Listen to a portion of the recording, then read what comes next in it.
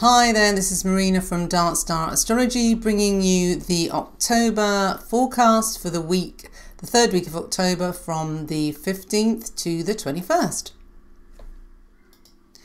Well, this is a superb week for recovering from all the planetary bombasticness of the last 2 weeks.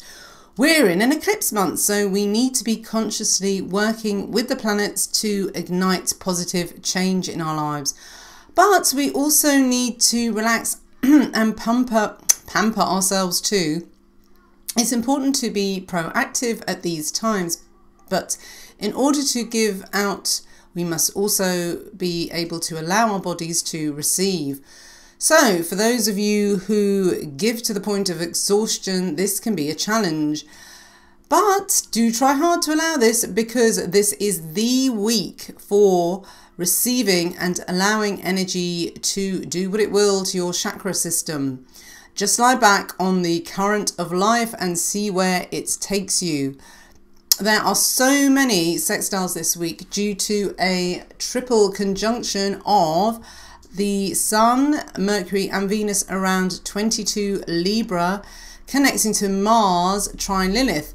And this will be felt as quite a sexual surge for those fire and air signs at 22 degrees.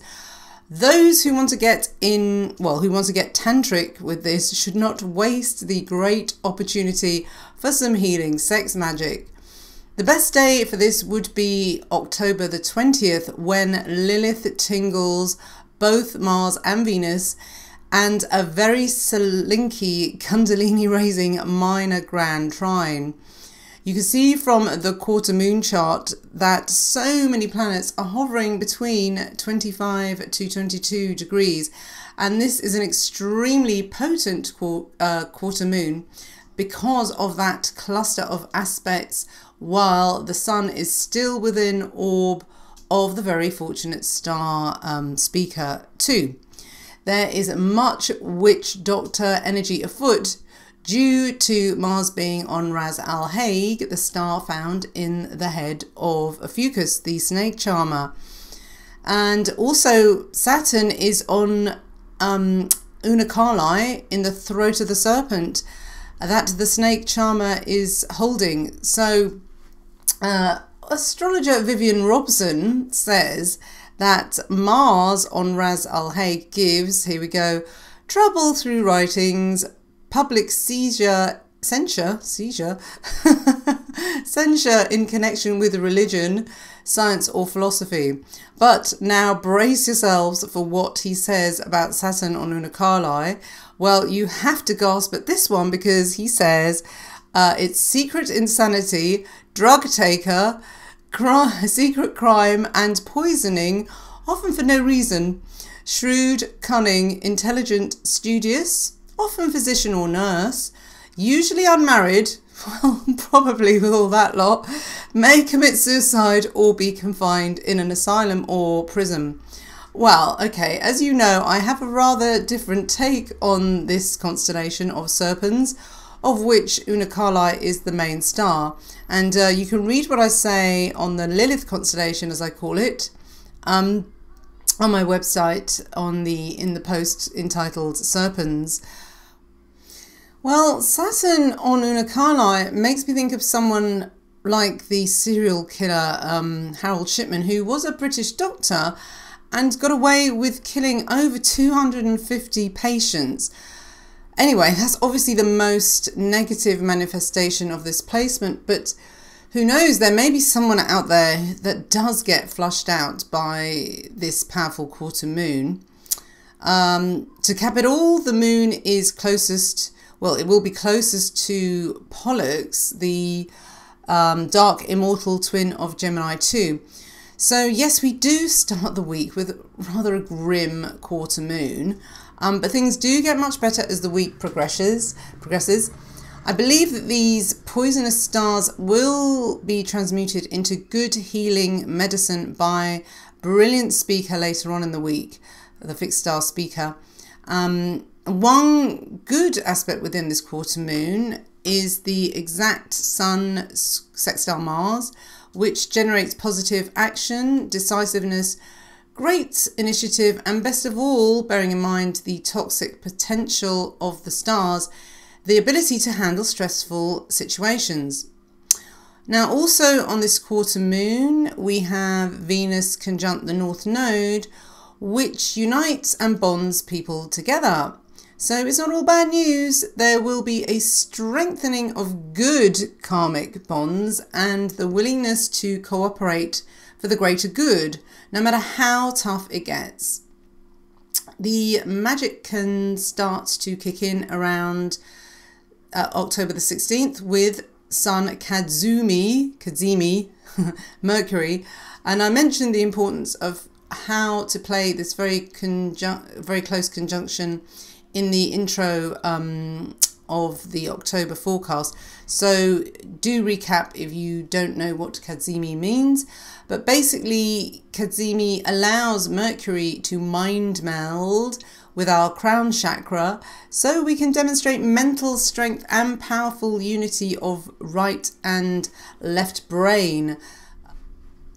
Mercury is functioning in left brain mode anyway with this retrograde, while the Sun can help ground the more poetic, dreamy side of the retrograde vibe.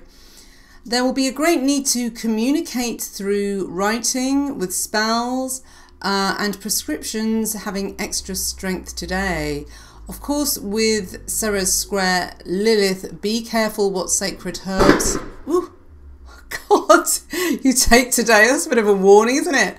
Synchronicity sometimes, because there's the possibility of poisoning.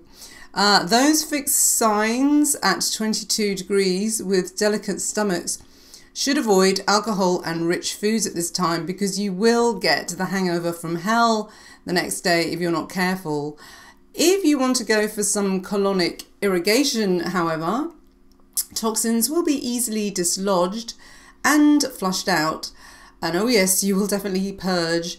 I would wait then for October the 17th to party, because Mercury sextile Mars will ensure lively conversations at social gatherings. There should be a great camaraderie and sense of humour all round. And on the same day, Venus sextile Mars could play Cupid and stimulate romance between guests due to the heightened cosmic serpent energy stimulated by the stars. The sexual magnetism is in the air, and it's certainly palpable on this day. So I would perhaps lock the upstairs bedrooms if the teenagers are having a rave. October the 19th, Jupiter sextile the North Node could mean wedding bells for some. If this aspect touches you, then the people you connect with at this time will seem to have a soulmate quality about them, and they could affect your life for years to come. So do take advantage of the opportunities and offers that come your way on October the 19th, because they will be important for your soul's evolution. Well, wow, I mean, this week looks to be a wonderful week for couples getting together, because the magical Lilith energy I mentioned at the start peaks on October the 20th, while Mercury retrograde sextiles Jupiter at the same time. And this blossoming of the mind then makes us yearn for exotic shores and be inspired by ancient cultures. If we can't take this blissful trip in the 3D world, we shall certainly do some amazing shamanic journeying within and to the 4D world and beyond. So this week we plant the seeds of our most daring desires as we anticipate next week's transformative solar eclipse in Scorpio. Okay then, well, that brings me to the end of the forecast. Have a wonderful transformative week, and do come to my website, darkstarrastrology.com, and this has been Marina. Bye bye.